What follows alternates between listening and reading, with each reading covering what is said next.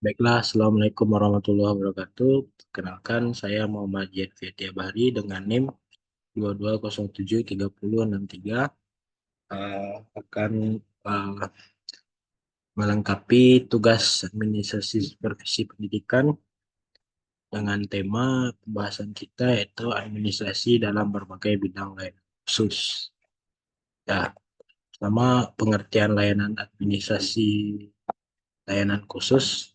Nah, administrasi layanan khusus adalah memberi layanan secara khusus atau suatu usaha yang tidak secara langsung berkenaan dengan proses belajar mengajar di kelas, tetapi secara khusus diberikan oleh sekolah kepada para siswanya agar mereka lebih optimal dalam melaksanakan belajar. Manajemen layanan khusus di suatu sekolah merupakan bagian penting dalam manajemen berbasis sekolah atau MPS, efektif dan efisien. Sekolah merupakan salah satu sarana yang dapat digunakan untuk meningkatkan kualitas dari penduduk bangsa Indonesia.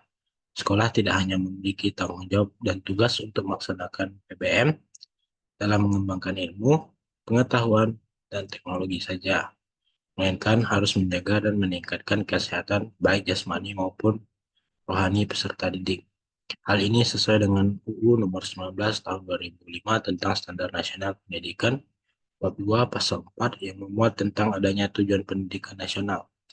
Untuk memenuhi tugas dan tanggung jawab tersebut, maka sekolah memerlukan suatu manajemen layanan khusus yang dapat mengatur segala kebutuhan peserta didiknya, sehingga tujuan pendidikan tersebut dapat tercapai.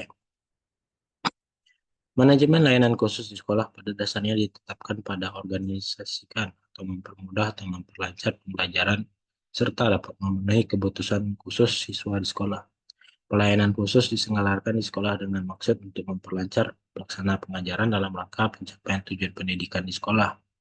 Pendidikan di sekolah antara lain juga berusaha agar peserta didik senantiasa berada dalam keadaan baik, baik di sini menyangkut aspek jasmani maupun rohani. Nah, dari uraian tersebut dapat kita simpulkan, manajemen layanan khusus adalah suatu proses kegiatan memberikan pelayanan kebutuhan kepada peserta didik untuk menunjang kegiatan pembelajar agar tujuan pendidikan bisa tercapai secara efektif dan efisien. Nah, jenis-jenis layanan khusus pengelolaannya. Nah, pertama ada pustaka. Perpustakaan merupakan salah satu unit yang memberikan layanan ke peserta didik dengan maksud membantu dan menunjang proses pembelajaran di sekolah, melayani informasi-informasi yang dibutuhkan, serta memberikan layanan reaktif melalui koleksi bahan pustaka. Menurut Supriyadi 1983, dalam buku Manajemen Peserta Didik oleh Ali Imron, mendefinisikan perpustakaan sekolah sebagai perpustakaan yang diselenggarakan di sekolah guna menunjang program belajar mengajar. Nah, pada sekolah tingkat dasar maupun sekolah menengah ke atas. Itu baik umum maupun kejuruan. Nah, perpustakaan sekolah adalah perpustakaan yang tergabung pada sebuah sekolah, dikelola sepenuhnya oleh sekolah yang bersangkutan dengan tujuan utama membantu sekolah untuk mencapai tujuan khusus, khususnya tujuan pendidikan. Ada beberapa jenis perpustakaan sekolah, pada dasarnya disesuaikan dengan jenjang tingkat sekolah. Jenis perpustakaan sekolah adalah perpustakaan taman kanak-kanak, perpustakaan sekolah dasar, perpustakaan sekolah lanjutan tingkat pertama, dan perpustakaan sekolah lanjutan tingkat atas. Semua jenis perpustakaan sekolah yang disebutkan di atas dikelola berdasarkan tujuan khusus masing-masing jenis dan jenjang sekolah. Nah, fungsi perpustakaan adalah pertama fungsi pendidikan, lalu ada fungsi informasi, fungsi rekreasi, fungsi penelitian, fungsi penyaluran hobi, fungsi penambahan rasa tanggung jawab.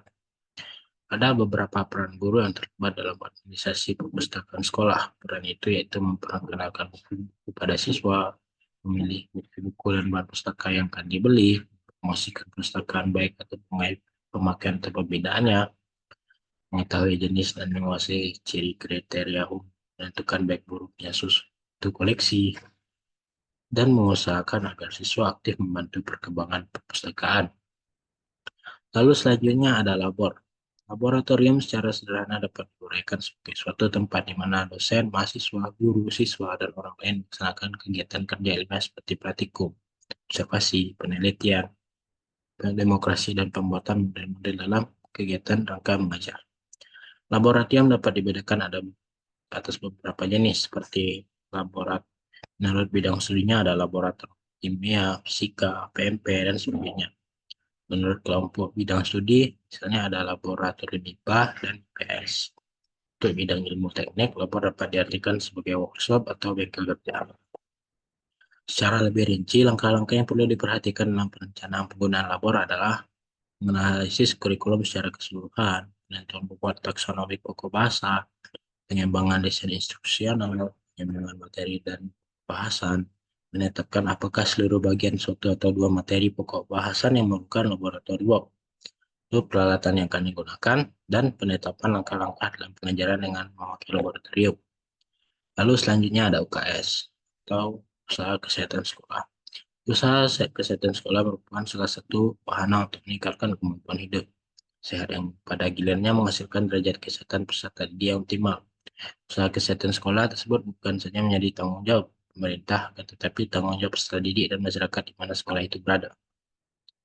Menurut Jess Fering William pada buku Pengelolaan Layanan Khusus di Sekolah oleh Kusmin Tarjo 1992 mendefinisikan UKS adalah sebuah klinik yang didirikan sebagai bagian dari universitas atau sekolah yang berdiri yang menentukan diagnosa dan pengobatan fisik dan penyakit jiwa dan dibiayai dari biaya khusus dari siswa ataupun mahasiswa. Selain itu, kesehatan juga dapat diartikan sebagai usaha sekolah dalam rangka membantu. Mungkin ini hanya bersifat sementara, murid-muridnya mengalami persoalan yang berkaitan dengan kesehatan. Nah, dengan demikian dapat dikatakan bahwa UKS adalah suatu layanan kesehatan masyarakat yang dijalankan di sekolah dan menjadikan peserta didik sebagai sarana utama dan personalia sekolah yang lainnya sebagai sasaran tambahan. Tujuan dari UKS. Tujuan UKS adalah pertama, agar siswa memiliki pengetahuan, sikap, dan keterampilan untuk melaksanakan prinsip IPSET serta berpartisipasi aktif di dalam usaha peningkatan kesehatan di sekolah, di rumah tangga, maupun di lingkungan masyarakat. Lalu ada sehat dalam arti fisik maupun sosial. Lalu siswa memiliki daya hayat dan daya tangkap terhadap pengaruh buruk, penyalahgunaan narkotika, obat dan bahaya alkohol, rokok, dan sebagainya. Lalu selanjutnya ada kafeteria sekolah. Pertimbangan awal pendirian kafeteria atau sekolah adalah bukan karena unsur bisnis semata, tanpa mempertimbangkan aspek yang lain yang lebih penting. Keberadaan kafeteria atau kantin sekolah diharapkan mampu menyokong kelancaran PBM dari sisi keperluan akan makanan bagi siswa. Kantin secara tidak langsung mempunyai kaitan dengan proses belajar mengajar. Ada kalanya proses belajar mengajar tidak dapat berjalan sebagaimana mestinya karena siswa lapar dan haus. Kantin tidak harus diadministrasikan oleh sekolah, tetapi dapat diadministrasikan oleh pribadi atau oleh komunitas sekolah. Namun, kantin sekolah ini tidak boleh terlepas dari perhatian kepala sekolah. Kepala sekolah harus memikirkan atau mengupayakan kehadiran kantin sekolah mempunyai sumbangan positif dalam proses belajar mengajar anak di sekolah. Lalu beberapa hal yang harus diperhatikan dalam administrasi kantin adalah pertama, kantin sekolah harus menjaga kesehatan atau higienis makanan yang disajikan kepada siswa. Kebersihan harus dijaga untuk mencegah penyebaran penyakit. Lalu makanan yang disediakan hendaknya bergizi tinggi dan di mana perlu dapat menambahkan vitamin yang diperlukan siswa pada umumnya. Lalu harga makanan hendaknya dapat terjangkau dengan kondisi siswa yang bermasalah dengan ekonomi. Lalu usahakan agar kantin tidak memberikan kesempatan kepada siswa untuk berlama-lama atau nongkrong. Kondisi yang demikian dapat menyokong munculnya perilaku negatif. Lalu ada sarana ibadah. Di setiap sekolah layanan rumah peribadatan sangat diperlukan. Nah, layanan rumah peribadatan merupakan sebuah layanan yang diberikan sekolah dengan maksud agar layanan tersebut bisa digunakan untuk beribadah maupun melaksanakan kegiatan keagamaan lainnya serta bisa membentuk kerohanian bagi peserta didik, khususnya bagi pihak sekolah lain pada umumnya, agar bisa menjadi manusia yang baik dan beriman.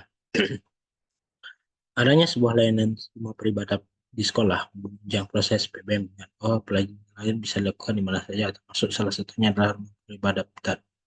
Hadapan layanan rumah peribadatan yang biasanya ada di sekolah adalah masjid dan gereja. Lalu ada asrama.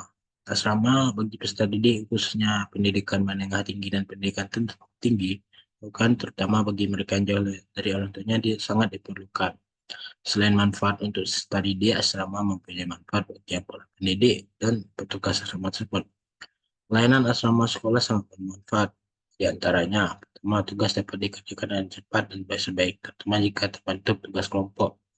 Lalu, sikap dan tingkah laku peserta didik dapat diawasi oleh petugas asrama dan peserta didik. Lalu, jika di antara peserta didik mengalami kesulitan, misalnya kiriman orang tua terlambat, maka dapat saling membantu. Lalu ada kooperasi. Kooperasi berasal dari oh dan operation yang berarti kerjasama untuk mencapai tujuan. Oleh sebab itu, definisi kooperasi adalah suatu perkumpulan yang beranggotakan orang atau badan-badan yang memberikan masuk dan keluar sebagai anggota dan bekerja sama secara kekeluargaan dan menjalankan usaha untuk mempertinggi kesejahteraan jasmani para anggotanya. Ini mengandung unsur-unsur perkumpulan kooperasi, bukan perkumpulan modal, tetapi persekutuan sosial. Lalu sukarela untuk menjadi anggota, terhadap aliran dan agama. Lalu tujuannya mempertinggi kesejahteraan jasmani anggota-anggotanya dengan kerjasama secara kekeluargaan. Kooperasi mendidik para peserta didik untuk dapat berusaha. Hal ini sangat membantu peserta didik di kehidupan yang akan datang. Kooperasi sekolah adalah kooperasi yang dikembangkan di sekolah, baik sekolah dasar, sekolah menengah, maupun sekolah dalam pengenalan pendidikan guru dan personil dia. Sedangkan kooperasi peserta didik atau bisa disebut kooperasi siswa adalah kooperasi yang ada di sekolah, tetapi pengelolanya adalah oleh peserta didik. Kedudukan guru dalam kooperasi adalah sebagai pembimbing saja. Kerjasama dalam masyarakat modern telah nampak mewujudkan suatu jaringan sistem yang lebih kompleks untuk membentuk ikatan perekonomian hidup telah berkembang dan menjadi lebih beragam. Kini kerjasama di samping untuk menjaga kelangsungan hidup dan rasa aman, juga untuk memperoleh kasih sayang dan persahabatan seperti dalam keluarga dan pengabdian. Juga telah digunakan untuk mencapai tujuan-tujuan tertentu yang dengan seperti nampak pada bentuk-bentuk organisasi yang resmi. Nah, peran guru dalam administrasi layanan khusus. Pertama, keterlibatan guru dalam administrasi perpustakaan, misalnya memperkenalkan guru ke kepada siswa. Lalu yang kedua, mengetahui jenis dan menguasai kriteria umum yang menentukan baik buruknya suatu koleksi buku perpustakaan, lalu mempromosikan perpustakaan baik pemakaian maupun pembinaannya. Baiklah, sekian dari saya Muhammad Jadvia tiap hari. Jika ada kata yang salah, dimaafkan. Saya pamit undur diri. Wabillahi taufiq wal hidayah. Assalamualaikum warahmatullahi wabarakatuh.